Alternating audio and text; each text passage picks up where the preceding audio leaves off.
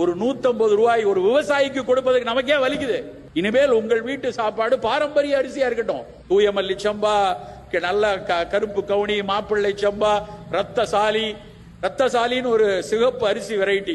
அதெல்லாம் அந்த சிகப்பு நிறம், அந்த அரிசியை பார்க்கும் போதே மனசுக்கு அவ்வளவு மகிழ்ச்சியா இருக்கு.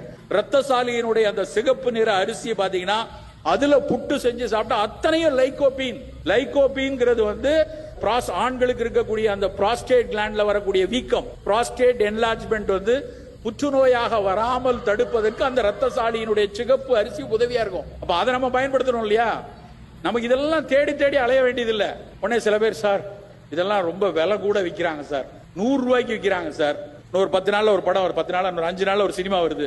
உலகமே எதிர்பார்த்திருக்க சினிமா. அத்தனை பேர் 750 ரூபா கொடுத்து டிக்கெட் வாங்குவான். ஒரே ஒரு காட்சியை பார்ப்பதற்கு 500 ரூபாய்க்கு டிக்கெட் எடுத்து அந்த படம் பார்க்கிறோமா, ஒரு 150 ரூபாய் ஒரு விவசாயிக்கு கொடுப்பதற்கு நமக்கே வலிக்குது.